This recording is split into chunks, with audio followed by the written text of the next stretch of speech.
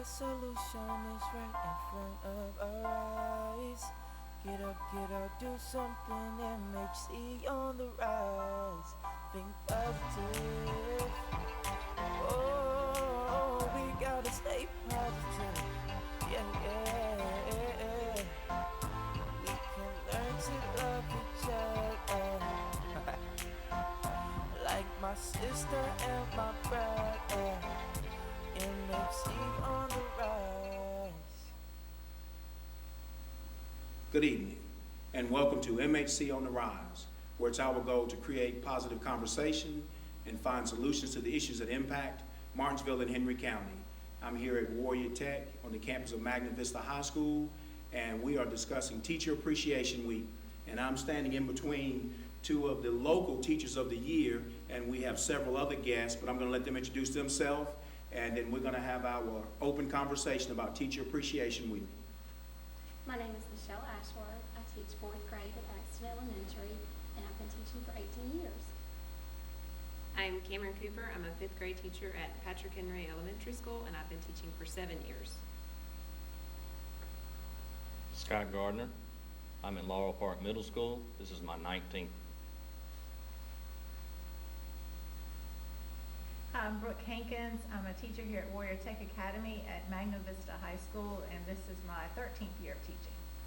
I'm Karen Adams. I teach at FC Middle School, and I've been teaching for 15 years. I'm Matthew Woods. I teach at Bassett High School. This is my 3rd year teaching. What's up? I'm Greg Hackenberg. I teach at Albert Harris Elementary School. And this is my 7th year teaching. And I would like to thank each of you all for coming on tonight, and we're going to get started here with Ms. Hankins. Why don't you tell us what led you into education? Well, originally I was a career switcher. I started to go to college to be an English teacher, and somewhere along the way somebody brought me a pay scale and said, do you know what teachers make? And being 19 and thinking that I should make $100,000 a year or something, I changed my mind. And so when I came out of college, I did something else for a few years, but I never could quite shake the feeling, just the calling that I had, that I wanted to be a teacher. So I took the necessary steps to become certified, and I got a job at FC High School back before consolidation. And it quickly became apparent to me that money really isn't everything, and I was so much more happy. I was so happy being a teacher versus the other job that I had. So. Who else would like to share why you decided to get into education? I kind of actually went a similar road. I originally graduated with a degree in criminal justice, and going through that program, wanting to make a difference, wanting to help people, it just never was a comfortable fit. And as I went through, it almost came to the point, how can I help the community? It almost, in a way, became, I'm going to help the children before they can take that step down the wrong path and maybe make a difference. Absolutely. And so impacting children's lives at an earlier stage, maybe to prevent them from making poor choices, bad decisions. So to get them on the front end of it instead of Sure, the back being end. proactive. Absolutely. Dr. Hackenberg? Yeah, so I hated school when I was a kid. It just wasn't for me, like sitting still and doing worksheets and raising your hand to talk, and like it was kind of like prison for me. So I never wanted to be a teacher. And then I guess when I was a young adult, working with kids at church and missions trips, people were like, hey, you're good with kids. So I'm like, all right, I'll be a teacher. So hopefully I'm making school less horrible for some kids. So. And let's go around the table. Mr. Woods? I have a similar story, similar to you. My mom was a teacher. Now she's a principal. And growing up, I used to say I never wanted to be a teacher. Never wanted to deal with the headaches, staying up late, grading papers, calling parents, doing all that. But then I would, Mom, if you're watching, then I would actually be in Walmart with her, and I would just see how kids would come up and interact with her, what they would say to her. And seeing them as they got older, then they say, Miss Powell, or some people know her as Miss Woods, you changed my life. And I know, Mom, you're seeing this for the first time, but that actually had a huge imprint on me and made me decide to become a teacher. Awesome. I never dreamed of going to college, and when I was in high school, I had a biology teacher who said to me, Michelle, you're smart enough to go to college. Are you planning for it? And I said, no, I don't think I can afford it. And she led me down some paths that convinced me that I could afford it and I could make it happen. I'd have to say that I was motivated by my former teachers. Henry County blessed me with amazing education and some very enthusiastic teachers. Awesome.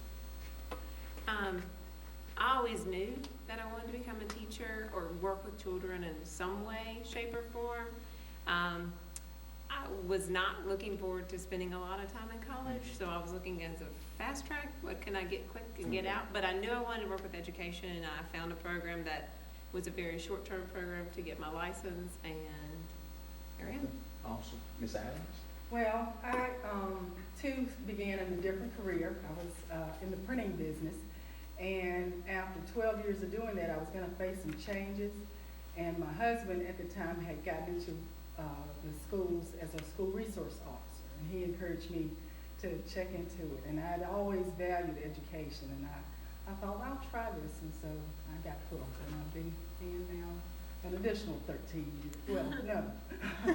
That was, I think I did the first career of 12 years, and so here I am, yeah. Awesome. doing this. And we, we've heard of why you got into education, but we know that education can be tough. Dr. Hackenberg, tell us what wakes you up every morning to come in to continue being a teacher. As Ms. Hankins said, I mean, the money is not what you could do in some other fields, so what is it that motivates you to come in every morning prepared to educate your youngsters? To anyone who is a teacher, it's really a calling. Like, you have to feel like you have to do it. And, hopefully, I'm making a difference in kids' lives and giving them a thirst for knowledge and, helping teach character and the things that really matter. SOLs, those are great, but, I mean, really, it's about how can we make these kids, have motivation to work hard, and how can we teach them to care about other people and things like that. Ms. Adams? I agree. I think, if we could just give them hope to love learning, and that's what motivates me, to think that could make one child hope that one more child could love learning. Okay. Mr. Gardner? And again, I'm probably going to echo that, but anyone that is a teacher, anyone that is a parent, you want what's best for your children, and in a sense, the children in your classroom are your children. Right. Because we spend as much time with them as our own children. And it's a blessing, it's a calling, you mentioned that, but it is an opportunity just to think that I can make a difference in their lives. And if it's an individual or as a group, I can impact their life and make them choose a path that's going to benefit them and the community as well. Your students motivate you. They inspire you with their progress and their enthusiasm. And teaching is amazing because it's one of the few jobs that you have a chance at do-overs. I can have a lesson that is a total flop, and I know the next day when I come back to school, I can reevaluate, redo it, and start fresh. Absolutely. Absolutely. Anybody inspired by some people in your building or other teachers? You have other teachers who inspire you? We have one teacher who has been teaching 40 years, and that's inspirational to see someone stay in it that long and still keep going. I mean, that's inspirational. Shirley Arnold has been teaching 40 years, so that's inspirational. Absolutely. Anybody else have some people in your building who just motivate you to come in and they deal with all the educational challenges that we face? I have people who are spread all over the county that I turn to, and I have a pretty tight circle of educator friends, and sometimes it's just helpful to be able to pick up the phone and say, I tried this today and didn't really work. Do you have other suggestions? Or I might say, hey, this went great. Or it might just be, my day was really terrible, and just could you help pick me up a little bit. So it is nice to have those educator friends who. And she's afraid to call names so she won't get fussed at. But, yes, I am. But you're right, it's a sounding board. That allows you someone to kind of echo your ideas off of. But I do. I actually have a mix. I have a one teacher, he was my mentee that we kind of went through and kind of got his feet planted, but my goodness, he has taken off. I'm not going to admit to this, but Brandon Johnson's got the total package, and the kids respond to him. He relates to the children. And then my coworker also, Brenda Rafford, is knowledgeable. She's that motherly type. I'm almost like the dad. She's the mom, and we kind of get the kids motivated in that. And she's overcome a lot of obstacles. Yet when she walks through that door, you know, game on. It is a team effort. I mean, we all work together, and like you said, Scott, we spend as much time or more time with the people in our building, including students and other teachers. So they know when I feel bad or when I'm having a bad day, and you know, are you okay? What can I do to help? I mean, we're surrounded with amazing people. Sure. Absolutely, absolutely. And, you know, we're gonna go to commercial break in about a minute, but when we come back from commercial break, we're gonna talk about the characteristics of that perfect teacher. And anybody else wanna mention before we go to break, some of the teachers in your building, and we can just call out some names. Three come to mind: Katrina Perry, Jennifer Wade, Sue Harrison. Those three motivate me every day. The way they interact with the kids, you can just tell those are the three teachers that really raise the bar high. That's Mama Waller and Tamara Crow are my teaching team, so that's mainly who I spend all my time with. And so you just build a relationship with them, and then, like you say, to become your family outside of your family. And so you can always depend upon them, and they can pick up if they need to pick up with you, and vice versa. So they motivate me every day. Just real quick, all my homies at Albert Harris, I mean, everybody works so hard and deals with so much, but they keep going. And they show up to work every day, smiling. Special ed teachers at FC, I commend them to hang in there with students with disabilities. And Helen Howell at Lawrenceville Middle, I admire her for keeping that energy still. Some retired teachers, Sue Galtris and Nancy Craig. I still call on them for advice. And we could definitely go on, just, there's so many inspirational teachers or teachers who inspire us. We could, you know, continue to list, you know, those teachers, and definitely want to thank all the teachers for what they do.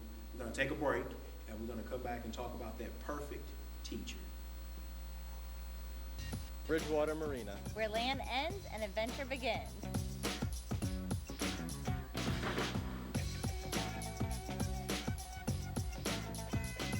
Bridgewater Marina, your source for endless summer fun. Jim Mills Chrysler Dodge Jeep Ram presents Things That Are in the Family. Going hiking with my dad. Reading books with my parents. Helping my sister with her homework. Going on vacation together.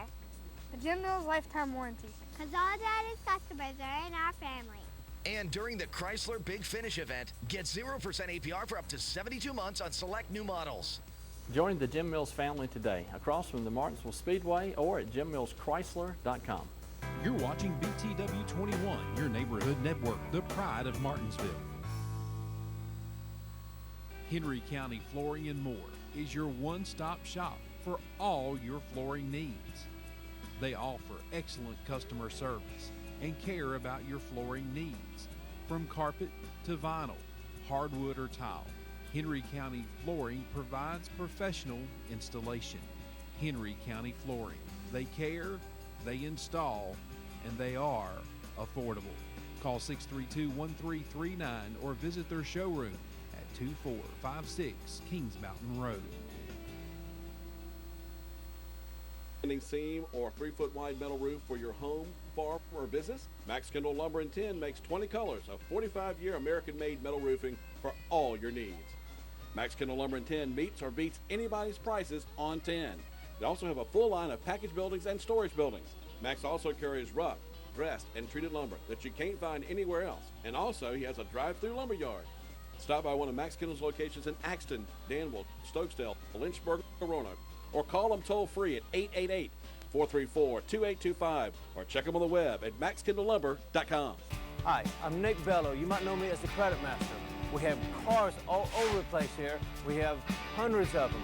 From this 2011 Corolla right here with only 21,000 miles, 36 miles to a gallon.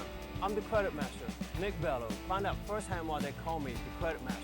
I've helped thousands of people just like you